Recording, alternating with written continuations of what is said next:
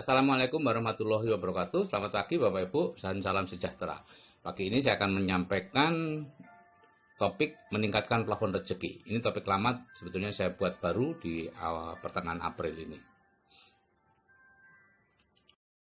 Transformasi pribadi saya Bapak Ibu, ya, tahun 81 sampai 97 saya merasa dokter itu penghasilannya aman dan kaya.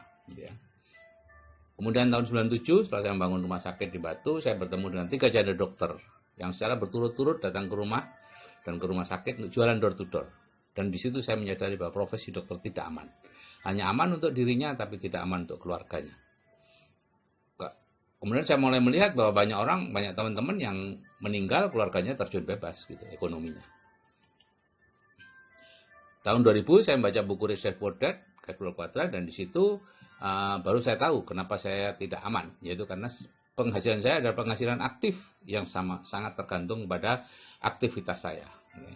Dan di situ dinyatakan bahwa penghasilan aktif tidak membuat orang jadi kaya. Jadi saya disebut orang miskin secara keuangan, ya, karena saya harus terus-menerus bekerja keras untuk mencukupi kebutuhan hidup saya. Di situ ada jalan keluar yang dianjurkan, tapi saya sama sekali tidak tertarik. Barulah pada tahun 2004 sampai 2005 saya diajak anak saya membangun aset dan bisnis, kemudian berhasil, dan tahun 17 Agustus 2005 saya berhenti praktek dan pensiun dini karena sudah ada sumber penghasilan lain yang terus-menerus mengucurkan uang meskipun saya tidak melakukan apa-apa lagi. Dan begitulah sampai hari ini 13 tahun saya menjadi investor dan provokator, menambah aset dan mempengaruhi orang lain agar tidak terlalu lama bekerja. Segeralah fokus pada hal-hal lain di luar mencari uang, pada keluarga, pada kesehatan, dan lain-lain. Bapak Ibu, kita harusnya kaya. Ya, manusia diturunkan ke dunia bukan untuk bekerja keras mencari sesuap nasi, tapi untuk bisa hidup sejahtera, cerah, dan bebas merdeka. Saya orang Islam, ya, di Islam ada teladan kekayaan, ya, semua nabi dan rasul itu kaya. Nabi Muhammad SAW dan istrinya itu orang kaya. 4 sahabat nabi utama, ya, sahabat utama dan 10 sahabat juga kaya. Islam masuk Indonesia dibawa saudagar kaya, ketua Wali Songo kaya, pendiri NU dan Muhammadiyah orang kaya, Sarekat Dagang Islam, perkumpulan saudagar Islam yang kaya. Dan ini saya dapat dari bukunya Ibu Santoso. Jadi kalau sekarang pada kenyataannya banyak orang Islam yang tidak kaya, berarti ada sesuatu yang salah di bawah sana. Ya, bagaimana orang mengajarkan kepada orang lain, gitu ya. Profil orang kaya di Indonesia, Bapak Ibu, ya, punya pola pikir plafon rezekinya tinggi, berpikir hasil bukan proses, ya. Yang penting ada hasilnya, gitu ya. Tidak penting ini bisnis apa. Mereka punya bermacam-macam bisnis.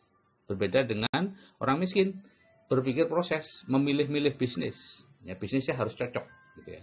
Kalau nggak cocok, nggak akan dilakukan, meskipun hasilnya bagus. Dan yang ketiga, kecerdasan finansialnya tinggi. Dan kemampuan teknisnya hanya 2, membangun aset, yaitu membangun jaringan dan membangun sistem, yang dua-duanya akan jadi aset. Hidup ini adalah peniruan Bapak Ibu. Kalau kita ingin menjadi orang kaya, maka kita meniru cara pikir orang kaya dan kemampuan teknis orang kaya. Nah, ini cara menjadi kaya cara lama, yaitu punya cita-cita, kemudian merantau ke kota besar, bergaul dengan orang kaya, ya magang pada orang kaya dan menjadi kaya. Hampir semua orang yang sekarang kaya raya melalui cara ini, gitu ya. Karena apa? Karena mereka tidak mungkin ada di desanya, di lingkungannya yang miskin, kemudian tiba-tiba jadi kaya. Mereka harus menaikkan dulu plafon atau takaran rezekinya dengan cara bergaul menjadi orang kaya.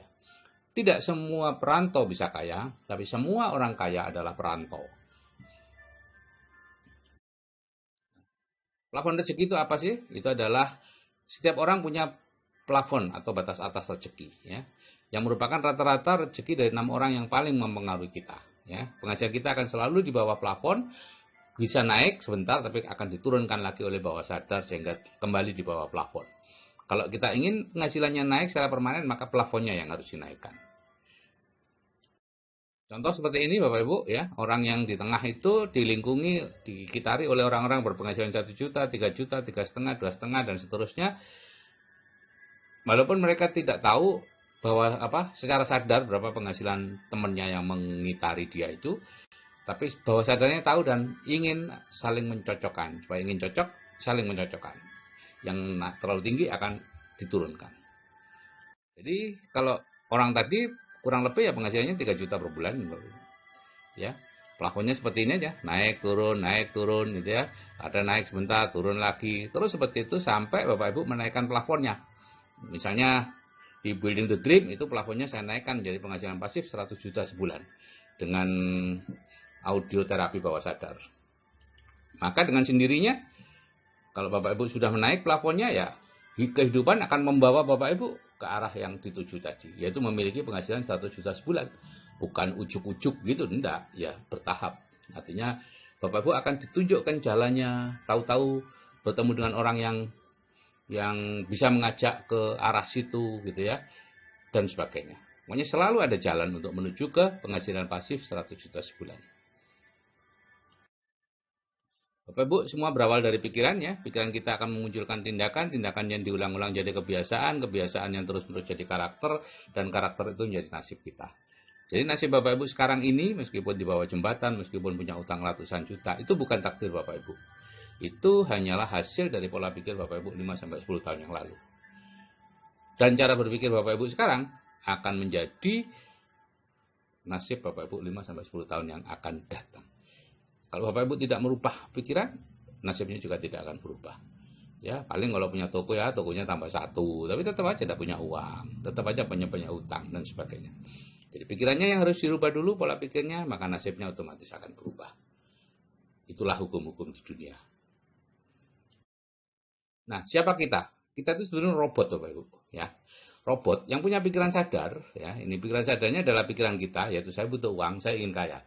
Tapi program di bawah sadar Bapak Ibu yang ada di bubble itu, yang diisi oleh orang-orang di luar Bapak Ibu adalah program-program miskin. Uang bukan segalanya, uang tidak dibawa mati, orang kaya itu pelit, cari uang itu sulit, ya, saya tidak suka dengan orang kaya, dan sebagainya. Bapak Ibu banyak yang membenci orang yang lebih kaya dari Bapak Ibu, lebih mampu dari Bapak Ibu, dan itu membuat Bapak Ibu tidak bisa kaya.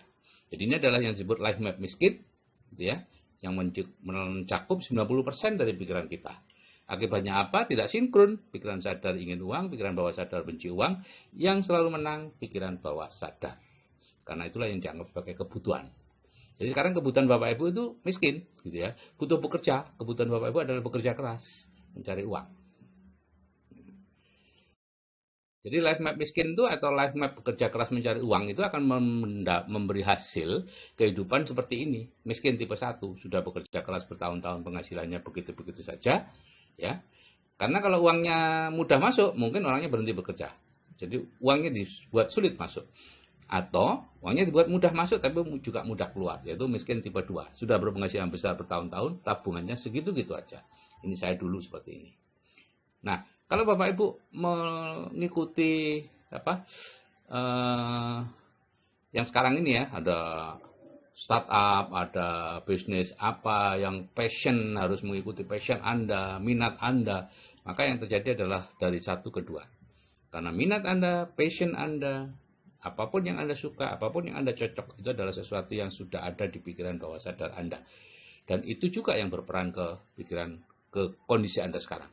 Jadi kalau Anda mengikuti itu saja, mencari bisnis yang cocok, yang menjadi passion Anda dan sebagainya, ya tidak berubah apa-apa, hanya pindah dari 1 ke 2. Kalau Anda ingin berubah, Anda perlu mencari mentor, kemudian berpegang pada mentor, melakukan hal-hal yang tidak Anda sukai, yang ditunjukkan oleh mentor.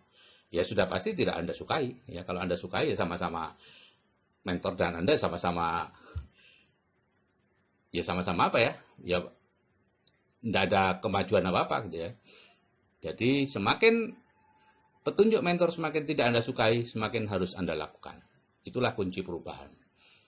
Itulah jihad terbesar umat manusia. Mengalahkan diri sendiri, mengalahkan kesombongannya, mengalahkan hal-hal yang dianggapnya benar, walaupun di luar sana ada yang lebih benar. Orang tidak akan berubah nasibnya, Bapak Ibu. Tuhan tidak mengubah nasib orang kalau orang itu sendiri tidak berusaha mengubah nasibnya. Jadi untuk mengubah nasib Anda harus ikhtiar, gitu ya, dengan cara menghilangkan dulu life map miskinnya.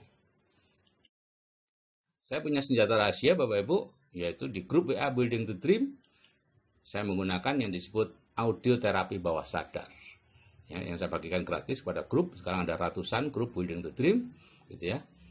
Di situ Doa Audio memiliki penghasilan pasif 100 juta per bulan dan kehidupan dengan penghasilan pasif 100 juta sebulan. Didengarkan 21 kali, semakin cepat semakin bagus, ya, keduanya saling melengkapi, jadi gantian aja mendengarkan. Bukan menyelesaikan satu kemudian baru yang lain, enggak. Sehari mungkin 2 audio didengarkan bersama-sama dengan cara yang tertentu. Nah, kemudian setelah plafon rezekinya naik, maka Bapak Ibu perlu hadir di seminar-seminar inspirasi yang saya tunjuk dan mendengarkan CD-CD inspirasi. Ini di grup lanjutannya. Saya tidak menjual seminar Bapak Ibu karena saya hanya mengikuti seminar. Saya peserta seminar ini. Saya bukan penyelenggaranya, saya bukan pembicaranya.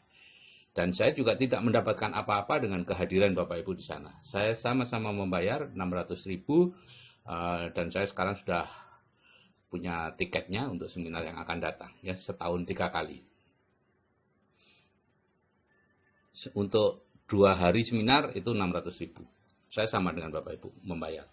Saya cuma melihat banyaknya orang yang hidupnya berubah karena seminar itu, sehingga itu saya pakai untuk meningkatkan plafon rezeki Bapak Ibu dengan melihat sendiri bagaimana orang-orang kaya itu hidupnya seperti apa, ya, di seminar itulah adanya. Jadi Bapak Ibu ibaratnya kita ini sedang membangun jaringan orang sukses. Kalau Bapak Ibu dikelilingi di sini orang-orang seperti ini, ya, yang sayangnya tidak ada di sekitar Bapak Ibu, ini hanya ada di seminar, ada di CD dan lain-lain, ya. Bapak Ibu akan memiliki kehidupan yang luar biasa. Jadi cara menjadi kaya kalau dulu dengan merantau, maka sekarang cukup dengan menggunakan atau merubah cara berpikir kita. Kalau ingin kaya, mendengarkan audio terapi bawah sadar, ikuti seminar-seminar orang kaya yang ditunjuk, ya, bukan yang Anda pilih loh, ya. Anda tidak akan pernah menjadi apa-apa kalau Anda mengikuti seminar yang Anda pilih sendiri. Tidak akan berubah, Bapak Ibu. Karena seminar yang Anda pilih, yang Anda cocok, itu berarti sudah ada di pikiran bawah sadar, dan itu akan hanya menguatkan apa yang ada di program itu. Jadi Bapak Ibu perlu diregang, ya, melakukan hal-hal yang tidak Anda sukai, ya, supaya keluar dari batas-batas yang menurut Anda. Batas-batas menurut Anda itu adalah ini, bekerja keras setiap hari, hidup untuk bekerja dan bekerja untuk hidup, gitu ya. P7, pergi pagi pulang petang, penghasilan pas-pasan. Padahal batas-batas Anda yang sesungguhnya adalah itu, sejahtera, hidup sejahtera, punya mobil, punya rumah besar, bisa pergi kemana saja yang Anda inginkan. Itulah hakikat kehidupan Anda sebagai manusia. Anda harus mau diregangkan untuk mendapatkan semuanya itu. Jadi ada mekanisme sukses otomatis yang akan bekerja, Bapak Ibu. Kalau program bawah sadar Bapak Ibu adalah bekerja keras mencari uang, maka Bapak Ibu akan tertarik pada jenis-jenis bisnis atau pekerjaan yang sifatnya mencari uang. Menjadi pegawai, karyawan, menjadi profesional seperti dokter, pengacara, kemudian menjadi pengusaha kecil, ya. Yang semuanya itu penghasilan aktif. Nah, kadang-kadang Bapak Ibu akan diajak orang untuk membangun aset. Biasanya itu ketertarikan yang palsu, ya. Lama-lama akan rontok karena tidak cocok dengan program bawah sadar Bapak Ibu, gitu ya. Kalau itu cocok, kemudian Bapak Ibu semangat sekali mengerjakannya, berarti bisnisnya bukan membangun aset. Itu adalah bisnis biasa mencari uang. Kalau jaringan itu ya jaringan yang begitu Bapak Ibu join, membayar, kemudian mulai bekerja, menjoinkan orang, Bapak Ibu langsung dapat uang. Macam-macam, ada komisi untuk menggabungkan, komisi pasangan, macam-macam lah, tergantung kreativitas dari bisnis itu. Nah, Maxwell Maltz dalam bukunya Zero Resistance Selling mengatakan, kalau Anda ingin bisa membangun aset dan memberikan penghasilan pasif, yang memberikan penghasilan pasif, maka harus merubah dulu program bawah sadarnya dengan program bawah sadar penghasilan pasif. Hidup santai, uang masuk terus. Dan itu yang saya lakukan dengan audio terapi bawah sadar itu. Maka Bapak Ibu akan bisa membangun aset. Tapi ada sebagian yang tetap mempertahankan egonya dengan mempertahankan bisnis-bisnis yang dilakukan sekarang. Silakan saja, gitu ya. Karena mekanisme sukses otomatis Bapak Ibu akan membawa Bapak Ibu tetap ke tujuan yang benar. Jadi seperti ini Bapak Ibu, ya. Mekanisme sukses otomatis. Kalau Bapak Ibu sudah punya di pikiran bawah sadar Bapak Ibu ada program penghasilan pasif 100 juta sebulan, maka kalau Bapak Ibu punya mentor akan lurus menuju ke sana kalau Bapak Ibu mengikuti. Tidak peduli Bapak Ibu memulai dari mana, dari paling bawah, tidak punya uang, punya hutang, atau dari sebagai direktur dan lain-lain, tetap sama. Kalau Bapak Ibu melakukan dengan cara Bapak Ibu sendiri, silakan, akan terjadi siksak seperti ini. Karena pikiran sadar pikiran sadarnya akan melakukan kesalahan-kesalahan, ya. Dan bawah sadarnya berusaha meluruskan, sehingga terjadilah siksak seperti ini. Kalau Bapak Ibu tidak punya impian yang jelas, atau penghasilan pasif 100 jutanya itu hilang, ditarik oleh lingkungan Bapak Ibu, ya, karena Bapak Ibu tidak berusaha mempertahankannya dengan masuk ke lingkungan orang sukses tadi, hadir di seminarnya orang kaya, mendengarkan CD-CD-nya orang kaya, maka Bapak Ibu akan kembali berputar-putar seperti yang dulu.